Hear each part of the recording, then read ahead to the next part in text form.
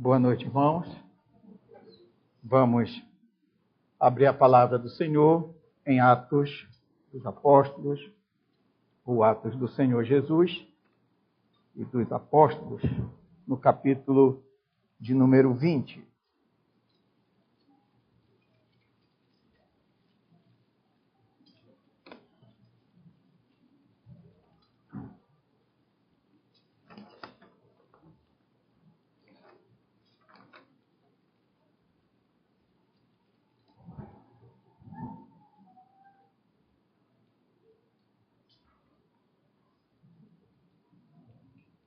Diz assim a palavra do Senhor, a partir do verso 7, até o verso de número 12.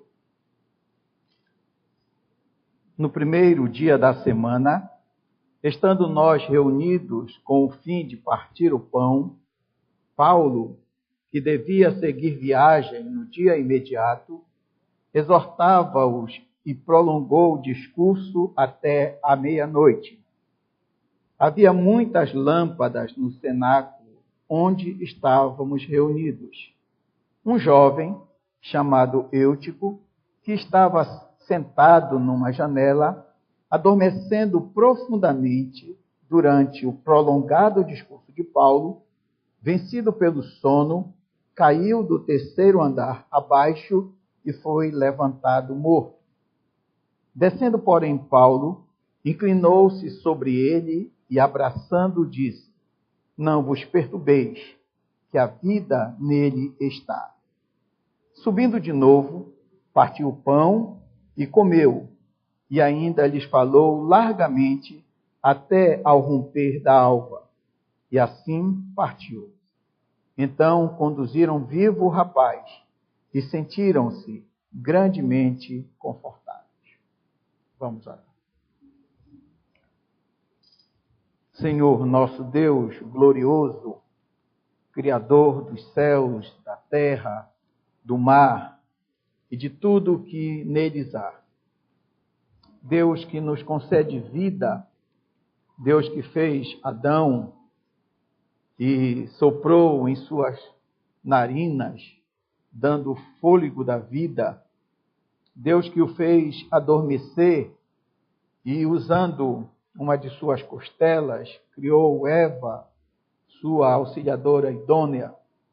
Deus que no transcorrer de toda a história da humanidade, apesar da queda do homem, tem demonstrado a sua fidelidade e, como ouvimos hoje pela manhã, tem demonstrado o seu grande amor, a tal ponto de, como diz João em seu Evangelho, de ter enviado o seu unigênito, seu único e precioso Filho, para morrer na cruz do Calvário, para que todos aqueles que creem no nome de Jesus, que dobram os seus joelhos e que confessam que Jesus Cristo, Filho de Deus, é o Senhor, a estes o Senhor tem concedido a graça de terem seus corações transformados, suas vidas mudadas. Deus que também, pela sua soberania, vontade, criou um povo para ti e estabeleceu a igreja. Nós rendemos honra e glória a ti, Senhor, porque fazemos parte do teu povo. Somos aqui e fazemos parte dessa igreja, porque um dia o Senhor nos lavou com seu precioso sangue. E como igreja do Senhor, rogamos que o Senhor possa abençoar cada um de nós durante todo o transcorrer da nossa peregrinação aqui, de modo que vivamos de modo digno do Evangelho e o teu nome seja honrado e glorificado. Mas sabemos, como também ouvimos pela manhã, como foi mencionado na oração do presbítero Soênio, somos frágeis, pecadores, e tantas vezes a igreja tem sido incrédula e tem vivido de modo distante do Senhor.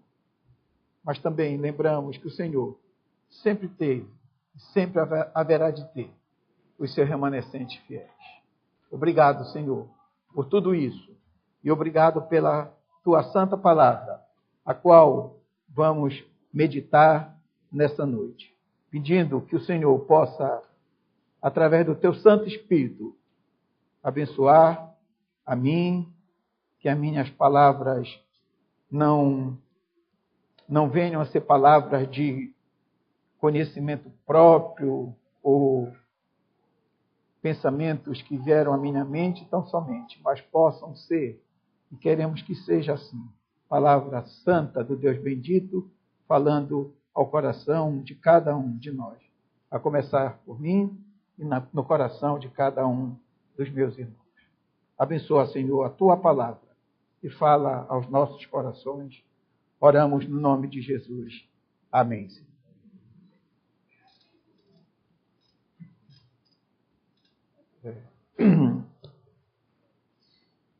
Vivemos dias que todos nós consideramos dias difíceis em todos os sentidos.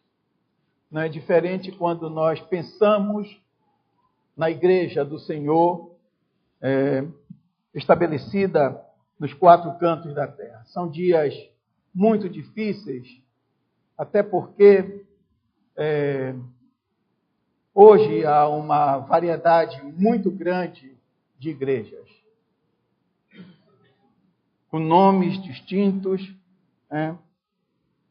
Alguns consideram isso positivo, porque assim um grupo maior de pessoas vai sendo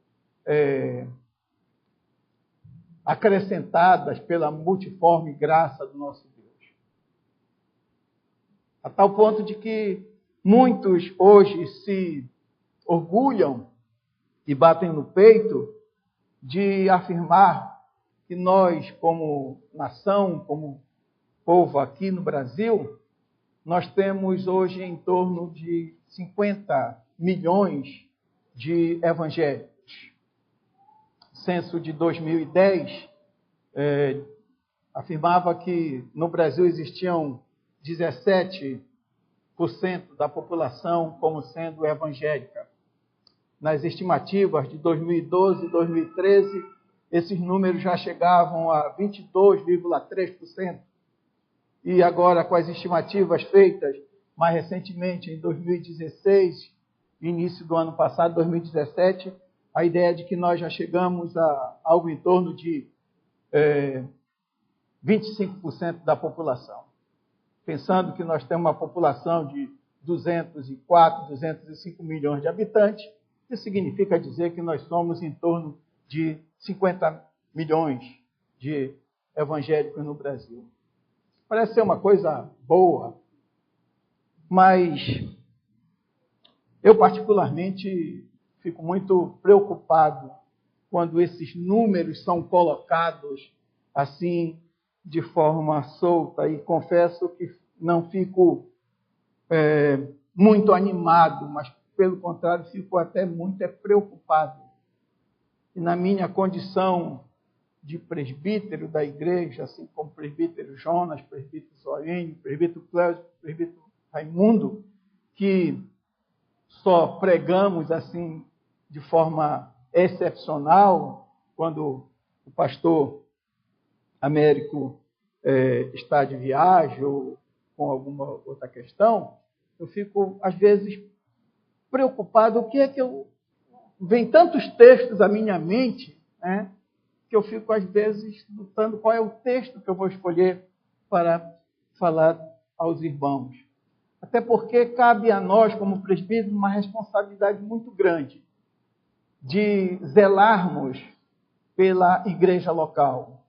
Porque existem muitos lobos vorazes que têm atacado as igrejas com ensinos não bíblicos, ensinos demoníacos, vamos dizer assim. E esses ensinos têm atingido a grande parte das igrejas brasileiras, de algumas denominações, que nós nos preocupamos com aquilo que faz parte do nosso escopo, os irmãos que aqui estão presentes. Mas o fato é de que essa preocupação, ela não é uma preocupação nossa de agora, mas era uma preocupação do próprio apóstolo Paulo. Né? Nós vemos no livro de Atos o apóstolo Paulo evangelizando, e à medida que crentes verdadeiros iam se convertendo, iam chegando aos pés de Cristo, igrejas iam sendo estabelecidas, mas depois Paulo retornava a essas igrejas, orientando, confortando, consertando algumas coisas que estavam equivocadas, porque isso faz parte da vida pastoral. Né? E encontramos, por exemplo, na carta aos Gálatas, depois o apóstolo Paulo escrevendo aqueles irmãos, e ele diz lá no capítulo 1, versículo 6, que ele estava admirado com aqueles irmãos que tinham ouvido a palavra de Deus e tinham recebido com bastante alegria. Agora ele estava admirado que aqueles irmãos estivessem passando de forma tão depressa daquele que vos chamou na graça de Cristo para um outro evangelho. Essa era uma preocupação do apóstolo Paulo, e essa nunca deve deixar de ser a nossa preocupação como presbíteros dessa igreja. De estar sempre orientando e alertando os irmãos e a nós mesmos com relação a essas dificuldades que nós encontramos hoje na igreja evangélica brasileira ou na igreja evangélica mundial.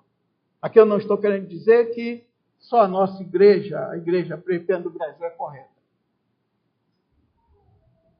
Dá até um frio na barriga quando nós pensamos dessa forma, porque nós sabemos que mesmo dentro da igreja presbiteriana do Brasil, hoje há uma diversidade muito grande e há aquelas que também estão muito longe daquilo que as Sagradas Escrituras estão fazendo. Que nem tampouco queremos dizer que a nossa igreja aqui, ela é a igreja ideal. Porque eu olhando para mim, sei dos meus pecados, irmãos também, eu disse, nós não vamos levantar ou colocar um outdoor na cidade dizendo, venham à igreja presbiteriana Central do Pará, porque nós somos a igreja ideal. Nós chamamos e nós ficamos alegres de ver pessoas chegando à igreja, não porque nós somos uma igreja ideal, mas porque nós cremos que nós temos buscado, pelo menos, procurar viver como uma igreja que almeja a cada dia estarmos mais próximos daquilo que as Escrituras Sagradas afirmam como sendo a igreja do Senhor, coluna e baluarte da verdade.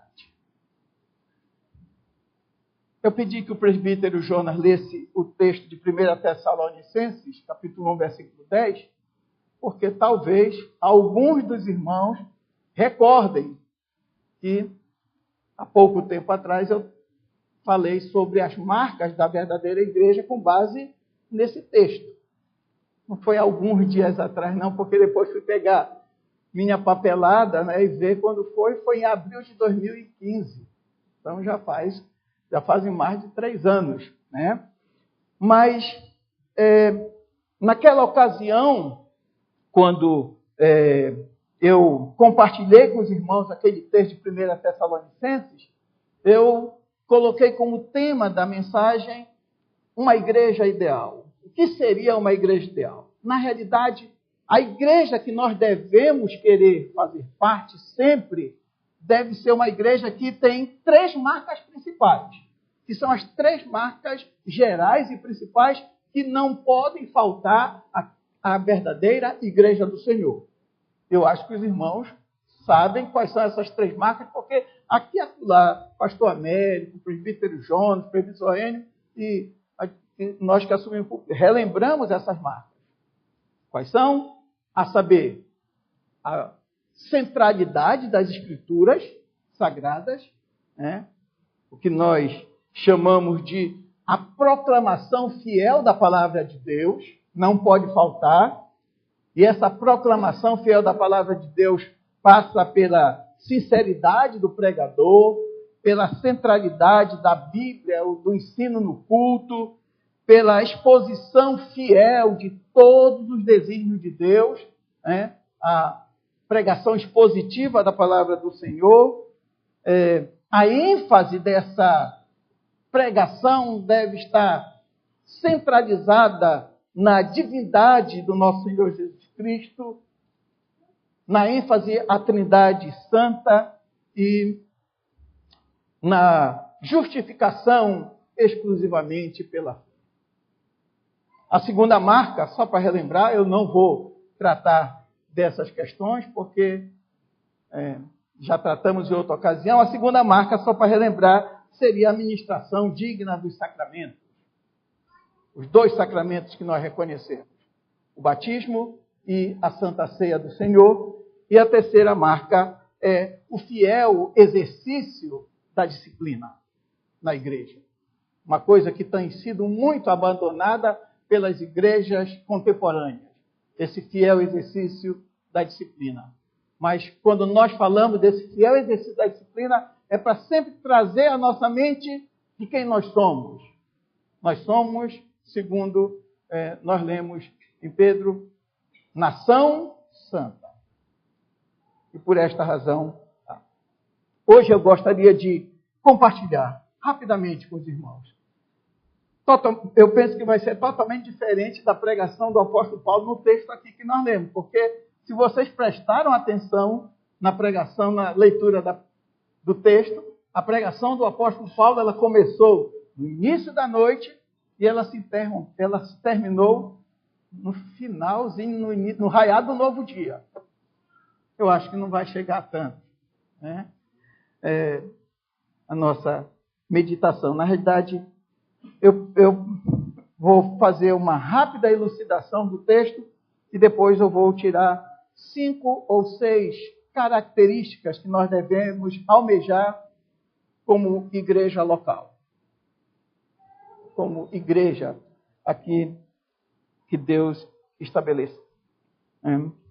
Então, vamos fazer uma rápida elucidação do texto para depois, então, tirarmos essas lições. Eu já tinha pensado em falar desse texto há mais ou menos umas 3 semanas atrás. Né? Quando entrei de férias, eu comecei a pensar no texto que iria falar aos irmãos, desde que o pastor Américo mandou no grupozinho lá dos presbíteros a escala de pregação na sua ausência. Então, ele me colocou para esse momento aqui. Mas eu fiquei muito alegre porque no domingo passado, o pastor Paulo, depois do culto, me chamou e me presenteou, como faz sempre com os presbíteros, com o volume 3 do livro de Atos, porque chegou um tempo hábil para eu fazer uma leitura e para então poder fazer uma melhor elucidação do texto que nós temos aqui.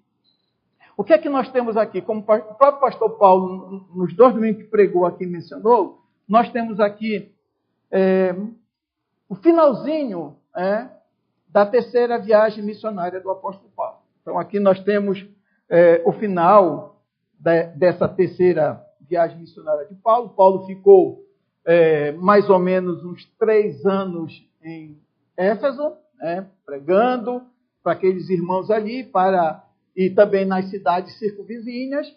E então, a partir do capítulo 19, principalmente no capítulo 20, ele decide então sair da Macedônia e retornar e ir em direção a Jerusalém. E nessa viagem do apóstolo Paulo até Jerusalém, nós temos aqui no texto que nós temos em nossas mãos agora para meditar, nós temos que o apóstolo Paulo, ele sai da Macedônia, do porto de Neápolis, e nesse primeiro trecho da sua viagem, ele chega até Troade, uma cidade portuária, o porto de Troade. De acordo com aquilo que eu li, essa viagem, de um modo geral, ela duraria em torno de 2 dias. 2 dias, mas só que ela durou um pouco mais, devido ao mau tempo, ela durou cerca de 5 dias. Então, depois de 5 dias, o apóstolo Paulo chega até Troade, Troade era um lugar de passagem, uma cidade portuária, um lugar de passagem em direção a Jerusalém. De acordo com aquilo que nós lemos nas Escrituras Sagradas, lá em 2 Coríntios, capítulo 2, versículo 12, Paulo faz menção de que Troade foi uma porta que Deus havia aberto para que ele pregasse o Evangelho. Ele tinha consciência disso, muito embora não o pudesse fazer no primeiro momento, até porque ele se sentiu só quando ele foi até lá.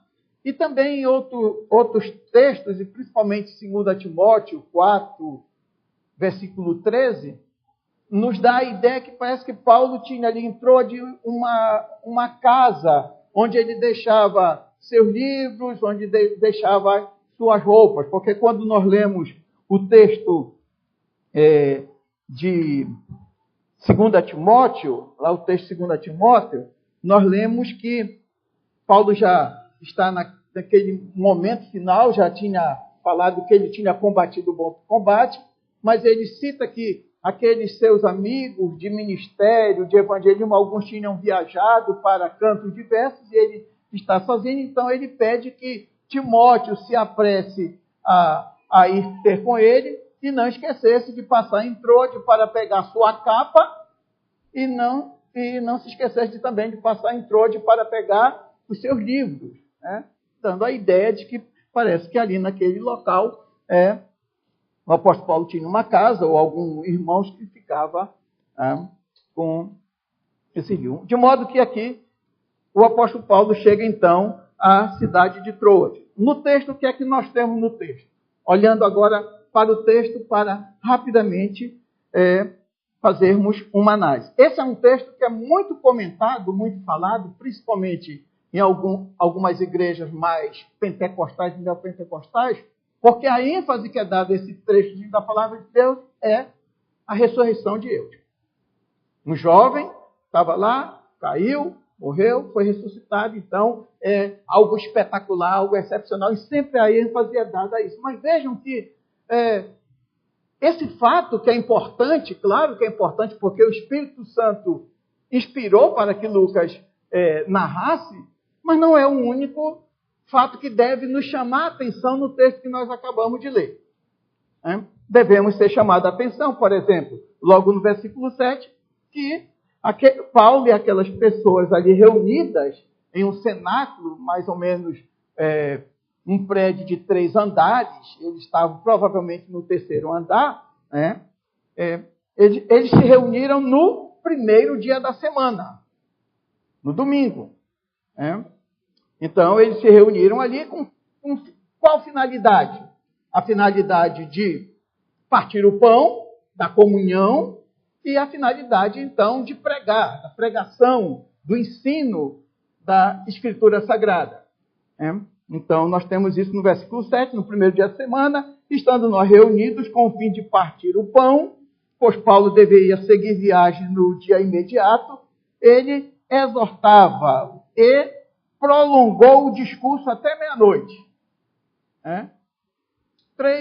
No texto, 3 vezes nós vemos Lucas registrando o fato de que a pregação foi longa. Não era uma coisa muito comum, não. Por isso, Lucas, eu acho que faz menção a isso daí. Eles estavam lá no primeiro dia da semana, no início da noite, como era mais conveniente naquele contexto ali. E então, eles partiram o pão, e Paulo, então, no versículo 7, diz que ele prolongou o discurso até a meia-noite, prolongou a pregação até a meia-noite. No versículo 9, Lucas, quando vai justificar a queda de Eutico, ele diz que o Paulo tinha prolongado o seu discurso, lá para o finalzinho do versículo 9, e depois, então, que Eutico é ressuscitado, Lucas cita no versículo 11 que Paulo depois ainda falou largamente. Ou seja, Lucas dá ênfase ao fato de que a pregação foi longa. A pregação foi longa. Então, no primeiro dia da semana, eles se reúnem para partir o pão, Paulo vai pregar o Evangelho, ensina as Escrituras longamente, longamente. Acontece um fato inesperado, abrupto. Um jovem, Eutico, que estava na janela, sentado, ele vai então, cai. Lucas também tem a preocupação de dar algumas explicações da queda de Eutico. Muita gente pega assim, vai logo dizer assim, Eutico caiu porque na hora da pregação estava dormindo, pecado, caiu, pronto, morreu. Cuidado quem está em cima, então. Muitas vezes se dá apenas essa ênfase. Mas parece que Lucas não via aquela queda de Eutico como sendo fruto do pecado. Ele explica aqui que Eutico estava sentado, adormecendo profundamente durante o prolongado discurso de Paulo. Parece que ele diz assim, Paulo se prolongou bastante, vencido pelo sono. O pastor Paulo acrescenta nos seus comentários que provavelmente os cultos sempre eram no finalzinho do dia, porque as pessoas tinham seus afazeres diários, apesar que aqui é o primeiro dia da semana, era o domingo. Na nossa compreensão, não deveriam ter afazeres, primeiro dia da semana, depois eu vou falar um pouquinho mais sobre isso. Mas Eutico, então, devido ao prolongado discurso de Paulo, vencido pelo sono, estava cansado, vencido pelo sono,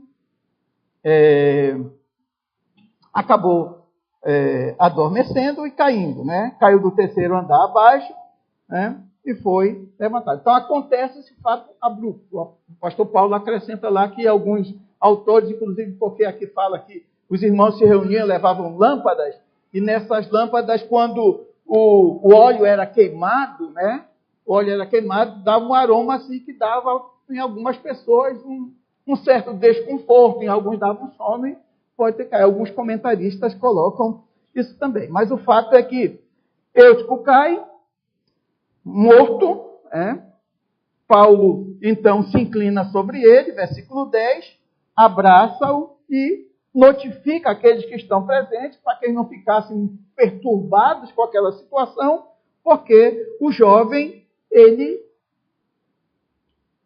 estava com vida. Ele estava com vida. Ele tinha morto. Ele estava morto. Foi ressuscitado.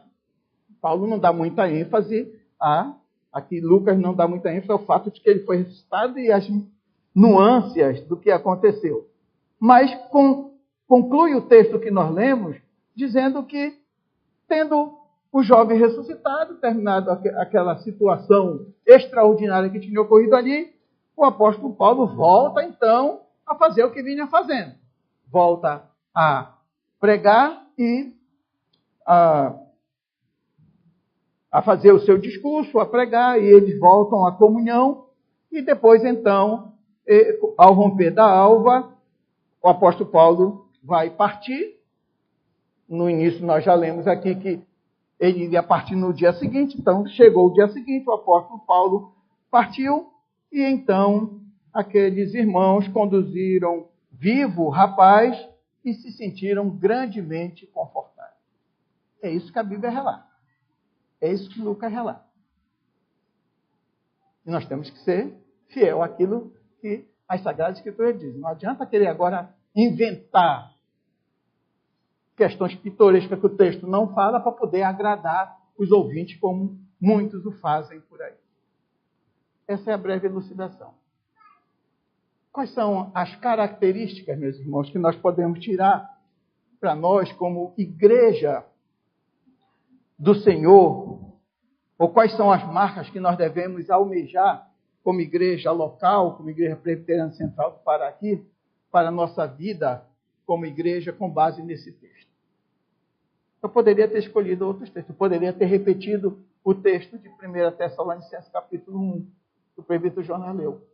Porque como eu preguei em 2015, com certeza eu próprio já tinha esquecido de muita coisa, quando eu fui reler o texto. Poderia ter escolhido, por exemplo, aqui em Atos mesmo, 2 textos que retratam quais eram as características daquela igreja. Por exemplo, Atos capítulo 2, versículo 42. Acompanhem comigo. Como era que viviam aqueles irmãos, que nós poderíamos usar como característica que devemos almejar para a nossa igreja aqui. Atos 2, 42. E perseveravam na doutrina dos apóstolos, e na comunhão, no partir do pão e nas orações. Em cada alma havia temor, e muitos prodígios e sinais eram feitos por intermédio dos apóstolos. Todos os que creram estavam juntos e tinham tudo em comum. Vendiam as suas propriedades e bens, distribuindo os produtos entre todos à medida que alguém tinha necessidade. Diariamente perseveraram unânimes no templo, partiam o pão de casa em casa e tomavam as suas refeições com alegria e singeleza de coração, louvando a Deus e contando com a simpatia de todo o povo. Enquanto isso, acrescentava-lhes o Senhor dia a dia os que iam sendo salvos. Marcas, naquele contexto, naquele momento, da igreja do Senhor estabelecida ali. Ou poderíamos usar o texto de Atos, capítulo 4, a partir do verso 32. Da multidão dos que creram, era um o coração e a alma, ninguém considerava exclusivamente sua nenhuma das coisas que possuía. Tudo, porém, lhes era comum. Com grande poder, os apóstolos davam testemunho da ressurreição do Senhor Jesus, e em todos eles havia abundante graça. Devemos. Mas eu já tinha lido o capítulo 20 e já tinha escolhido o texto. E quais são as lições que nós vamos tirar daqui para a nossa edificação agora, irmãos? Primeira lição que nós podemos, olhando para o texto, tirar. O texto começa falando sobre o primeiro dia da semana. O que é que nós devemos almejar como igreja do Senhor estabelecida aqui nesse lugar? E a primeira característica que eu queria chamar a atenção dos irmãos é darmos a devida importância à guarda do dia do Senhor. Como igreja do Senhor, eu e vocês, meus irmãos, devemos dar a devida importância ao dia do Senhor, à guarda do dia do Senhor. Aqui eu não quero entrar naquelas questões que são mais debatidas. Não é momento para isso, não é minha intenção. Se deve ser esse dia, como muito deve ser o sábado, ou o domingo, ou qualquer outro dia da semana. Não tenho. Essa não é a minha preocupação no momento, porque eu acho que nós, como igreja aqui, temos tranquilidade e consciência de vermos em vários textos das Escrituras Sagradas que na igreja, na nova dispensação, os irmãos se reuniam no primeiro dia da semana, no domingo. Então, não é essa questão que eu quero chamar a atenção agora. Nem tampouco se esse primeiro dia da semana que deve ser guardado na sua totalidade ou na sua parcialidade. Porque isso é comum. Né? Por exemplo, a igreja medieval, a igreja católica medieval, estabeleceu as missas para ocorrerem bem cedo. Eu acho que até hoje, eu nunca fui católico, né? Nunca fui a uma missa, mas eu acho que é assim, porque pelo menos às vezes quando eu acordo no domingo um pouco mais cedo e vou dar uma caminhada, eu vejo muita gente indo para uma igreja lá no conjunto que eu moro, e a missa lá, alguns alunos meus passam e a missa lá é 7 da manhã. Por quê? Qual é a ideia? Nós vamos logo 7 da manhã, vamos fazer a missa, vamos fazer o nosso ritual religioso e agora temos o resto do dia nosso. Né? Aí vai para a piscina, para a praia, para a feira, pronto. Já cumpri o meu ritual religioso. Nós não temos essa compreensão, né? Mas não é essa questão que eu também estou levantando aqui com relação ao dia do Senhor. Nós, como igreja aqui, achamos que, porque muitas igrejas, até mesmo evangélicas, no domingo só tem um culto. Né? Em muitos lugares só tem um culto pela manhã, né? São circunstâncias de culto, como nós temos aprendido. Nós optamos por esse método que nós utilizamos. Culto pela manhã e culto ao final da tarde e início da noite, porque dá uma ideia de quê? De continuidade do dia. Nós vimos de manhã, adoramos o Senhor, não acabou não. Nós vamos para casa, descansamos, oramos, e ao final da tarde, início da noite, vimos novamente o dia do Senhor. Ainda cantamos o mesmo hino, o cântico que terminamos pela manhã, dando mais continuidade ainda ao dia do Senhor. Essa é a nossa compreensão. Mas eu queria chamar a atenção, meus irmãos, não é para nenhuma dessas duas questões, muito embora já tenha comentado, que não tem como a gente fugir muitas vezes, mas eu queria chamar a atenção para os benefícios que nós temos quando nós guardamos o dia do Senhor. Os benefícios de guardar o dia do Senhor. Quais são esses benefícios? Como nação, se nós fôssemos verdadeiramente uma nação cristã, mas mesmo não sendo, a guarda do dia do Senhor traz um benefício a toda a sociedade, o benefício do descanso. Nós podemos descansar. Deus fez isso. Ele fez o mundo em 6 dias e no 7º dia o que foi que ele fez? Ele descansou. Ora, se Deus, que nem precisava descansar, e o descanso dele não é como o nosso, não, passar o dia muitas vezes na ociosidade, não, porque meu pai trabalha até hoje, diz o Senhor Jesus. Mas a importância do dia do Senhor para o descanso de uma nação. Lendo um pouquinho lá, até porque faz parte daquilo que eu trabalho com meus alunos, por exemplo, no Japão, quando o Japão iniciou o que eles chamam de Era Meiji, por volta de 1867, quando o Japão inicia o seu processo de industrialização, o imperador Meiji ele estabelece várias leis muito boas, né, para que o país se desenvolvesse. Por exemplo, ele tornou obrigatório o ensino primário no país, até então não era. Ele sabia que o desenvolvimento do país começava com a educação. Ele pegou vários jovens e mandou para os Estados Unidos, para a Europa, não era para passear não, ele mandou para lá para aprender a tecnologia do Ocidente, depois colocar em prática lá. Ele fez muita coisa boa, mas naquele afã de fazer com que o país se desenvolvesse muito rápido, não tinha descanso para ninguém. E anos depois, eles perceberam que aquilo não estava surtindo o efeito que eles gostariam que tivesse, porque todo mundo precisa de um dia para descanso. Isso tem um benefício do dia do Senhor, o descanso. Um outro benefício, estou falando de uma forma geral, agora um outro benefício para os ímpios, para aqueles que são nossos parentes, que estão ao nosso redor, ou para aqueles que esporadicamente vêm à igreja a ouvir um sermão. O grande benefício é que o dia do Senhor, ele recorda aos homens e mulheres caídos que existe um Deus a quem deve ser adorado, a quem eles devem adorar. Esse é um grande benefício. Todos nós que fomos alcançados pela graça de Cristo, passamos a adorá-lo e a reconhecer e a recordar sempre. E no dia do Senhor, quando chega o domingo, nós nos lembramos que nós temos que nos desapegar de todos os nossos afazeres do cotidiano e vamos agora, como família, eu, minha esposa, minha filha como família, os irmãos com as famílias e agora com uma família maior, nós vamos nos reunir para solenemente adorar o Deus que é santo.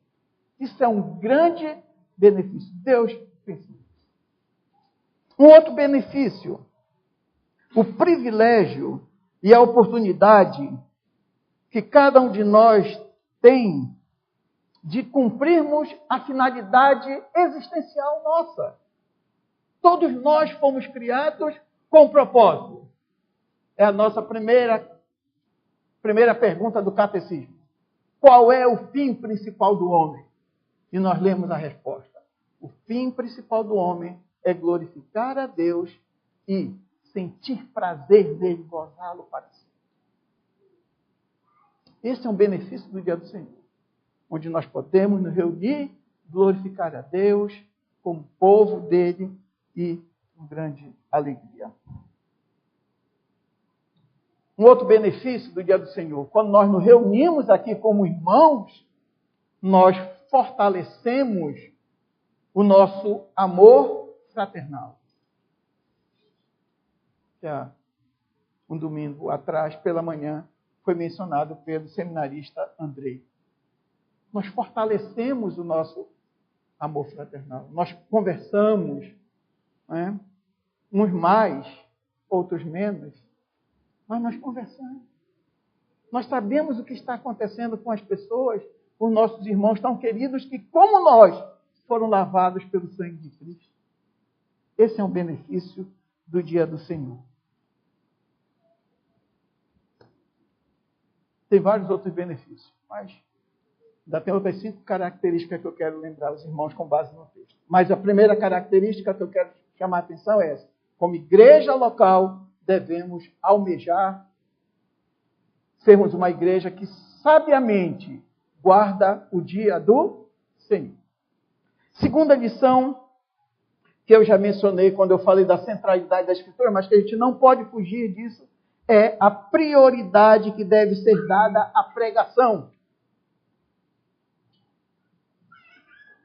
E é isso que nós temos aqui no texto, não é verdade? Prolongado discurso, largamente, você tem lá a prioridade que foi dada à pregação. O que nós temos no texto aqui, não é que os irmãos ali se reuniram com o apóstolo Paulo e agora então passaram a noite inteira fazendo 1001 coisa. Não é isso que está aqui. Não. O que está aqui é a pregação. Não estava lá, não está registrado. Não sei se, vamos pensar, se é uma noite como a nossa, de 12 horas, então do final do dia, das 6 da tarde para nós até 6 da manhã, nessas 12 horas, se foi só pregação e o partir do pão, eu penso que teve conversa, teve exortação, teve um irmão exortando o outro. Mas o fato que nós temos aqui, o que o texto deixa bem claro é a prioridade que foi dada ao quê? Ao ensino da Escritura, à pregação do Evangelho. Quando eu anotava isso lá em casa, aí eu falava, não é uma noite inteira. Eu lembro que quando éramos meninos, eu bem menino, Jonas já, e o Wilson mais taludinhos assim, nós fazíamos vigílias. Já não deve lembrar. Tinha muita vigília lá na igreja que nós frequentávamos. Mas a vigília é assim, começava assim umas 8 horas, tinha um quintal, tinha jogo de bola, tinha comida, tinha tanta coisa. Né? E aí, eu penso que muitas vezes eu fui só por causa da bola e das comidas que tinham. Né? Mas o texto aqui nos diz, e essa lição eu quero tirar para nós, que a prioridade como igreja local que devemos dar à pregação. É sempre bom, quando oramos pela nossa igreja, no nosso dia a dia e na nossa reunião de quarta-feira, lembrarmos de sempre orar assim: Senhor, não nos deixa faltar a Tua palavra. Senhor, não permita que venhamos à igreja e desse púlpito aqui falte a pregação do Teu Evangelho.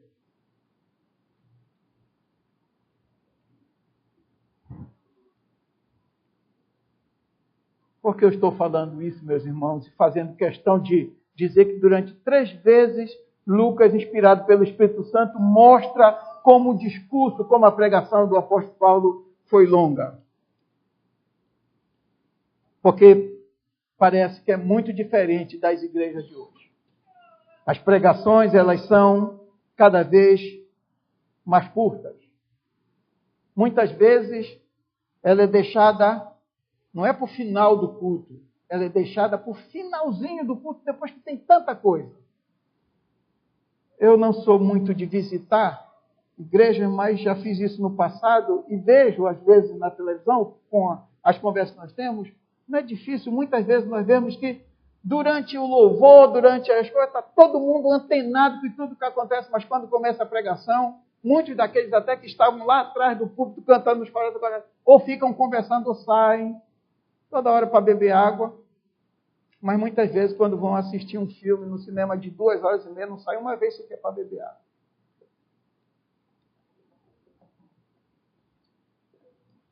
Parece que hoje a pregação ela não é prioritária em muitas daquelas que se dizem igrejas de Cristo, mas se não é prioritária, se não é central, eu quero dizer aos irmãos, não é também o quê? Igreja de Cristo. Com muita tristeza e dor, mas é isso mesmo. Se você vai a uma igreja e você percebe que nessa igreja não é dada prioridade à pregação do Evangelho, a pregação do Evangelho não está na centralidade do culto, eu não tenho dúvida nenhuma de dizer para você, fuja, saia daí. Terceira característica que eu queria mencionar. Essa característica eu não vou tirar do texto. Eu li vários comentaristas tirando do texto, mas eu não penso como eles. Eu acho que nesse aspecto aqui é uma alegoria. O texto diz que os irmãos eles levavam lâmpadas. Normal, não tinha energia como nós temos hoje, então eles levavam lâmpadas para ficar claro o ambiente de culto, poderem ler. No escuro é tudo muito mais complicado. Então é normal. E eu vi muitos comentários colocando assim, a lição que eu vou tirar para nós aqui, mas não vou tirar desse texto, vou usar outros 2 textos, mas porque eu acho que é uma lição importante. Por mais que não esteja no texto, eu não quero alegorizar. É que a igreja que nós almejamos, a nossa igreja aqui, nunca pode perder de vista que ela deve ser o quê? Luz do mundo. Nunca pode perder de vista que ela deve ser luz do mundo. Não quero usar esse texto, mas eu quero usar outros 2 textos para a gente lembrar disso daí. O mais tradicional dos textos. Vão comigo lá para Mateus capítulo 5, irmãos. Mateus capítulo 5. Versículo 14 até 16. Diz assim, nunca esqueçamos disso, como igreja do Senhor aqui. Vou tirar o vós sois e vou ler. Nós somos a luz do mundo, e não se pode esconder a cidade edificada sobre o monte. Nem se acende uma candeia para colocá-la debaixo do alqueire, mas no velador e alumia a todos os que se encontram na casa. E o versículo 16 é o versículo que eu queria que nós, como igreja, gravássemos. Assim, brilhe também a nossa luz diante dos homens, para que vejam as nossas boas obras e não glorifiquem a nós nem a nossa igreja, e glorifiquem a vosso Pai que está nos céus.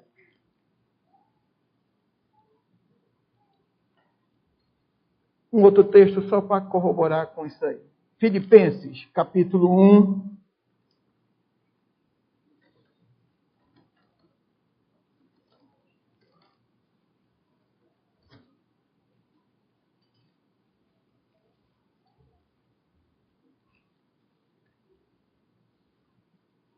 Filipenses, capítulo 2. Capítulo 2. Vou ler a partir do verso 12, mas a ênfase é o versículo 15. Assim, pois, amados meus, como sempre obedecestes, não só na minha presença, porém muito mais agora na minha ausência, desenvolvei a vossa salvação com temor e tremor. Porque Deus é quem efetua em vós tanto querer como realizar, segundo a sua boa vontade. Fazei tudo sem murmurações nem contendas. Vem o versículo 15. Para que vos torneis irrepreensíveis e sinceros, filhos de Deus, inculpáveis no meio de uma geração pervertida e corrupta. É assim que nós estamos. Nós vivemos no meio de uma geração pervertida e corrupta. Mas, nestas circunstâncias, o final do versículo 5, do versículo 15 diz, na qual resplandeceis como luzeiros no mundo. Só para didaticamente nós irmos guardando na nossa mente, orando para que o Espírito leve até o nosso coração. Guarda do dia do Senhor, com responsabilidade, prioridade às Escrituras Sagradas e o nosso testemunho como luz do mundo. Quarta lição. E aqui eu vou usar o episódio de Eutico para tirar essa quarta lição. A igreja primitiva, ela vivia no extraordinário, né? Comparando, obviamente, com os nossos dias, muito extraordinário. Pedro prega, 2.000 se convertem. Depois prega, agora são 3.000 se convertem. Se uma se converter hoje, é festa no céu e alegria para todos nós também. Mas é interessante, e aqui eu queria chamar a atenção, Paulo está pregando, assim, a impressão é que está sendo aquele culto ordinário, né? Aquele culto ordinário, está pregando o evangelho, vão comungar do pão, como faziam normalmente. De repente, Eutico cai. Uma situação inusitada. Extraordinariamente, Eutico é o quê? Ressuscitado. Qual é a lição que eu quero chamar a atenção?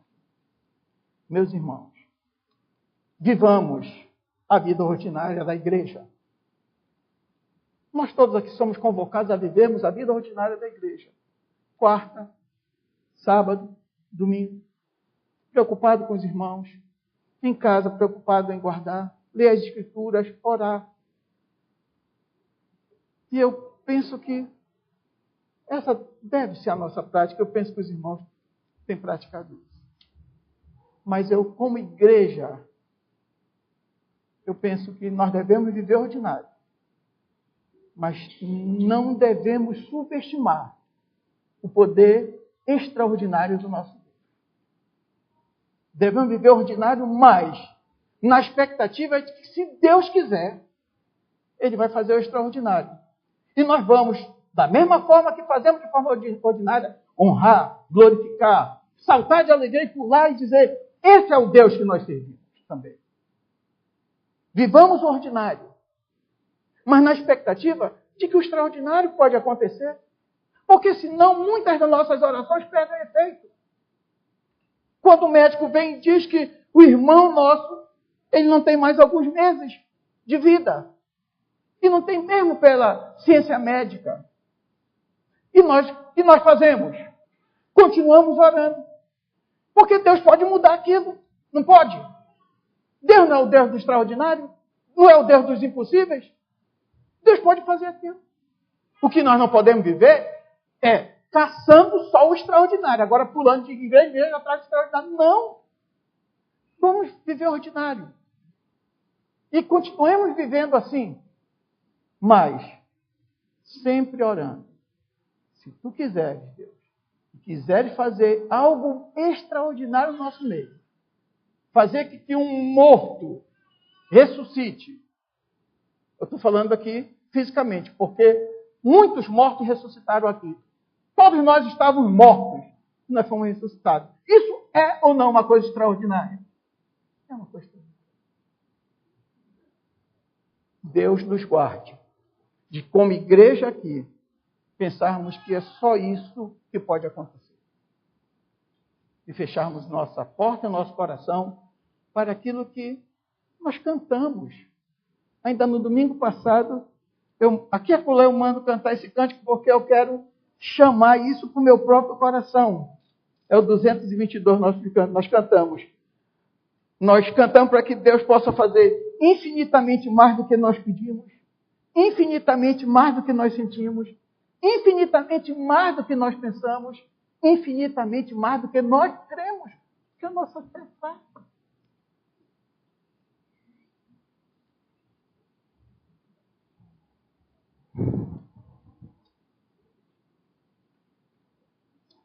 Quinta característica, meus irmãos, que eu queria chamar a atenção hoje.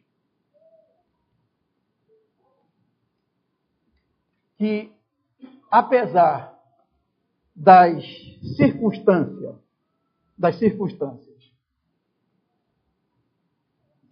apesar das situações inesperadas que podem surgir, como surgiu aqui nesse culto, como igreja do Senhor, nós não devemos perder o foco, a pregação, a comunhão, e a submissão ao consolo do Espírito Santo. O que aconteceu? O culto poderia ter acabado ou não quando Eutico caiu. Poderia ter acabado. Pronto, caiu. Eu imagino. Se cair alguém daí, vai ser um alvoroço aqui ou não. Eu vou ser o primeiro a sair correndo para ver o que aconteceu. Se o irmão está vivo ou não. Se quebrou um braço, uma perna, vamos procurar diácono e vamos procurar. E pode aí acabou todo esse alvoroço, passou, tal.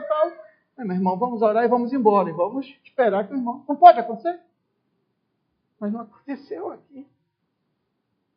Caiu, morreu, ressuscitou. E o que foi que aconteceu? Paulo continuou pregando. Continuou pregando. E é isso que nós almejamos como igreja aqui, ou não?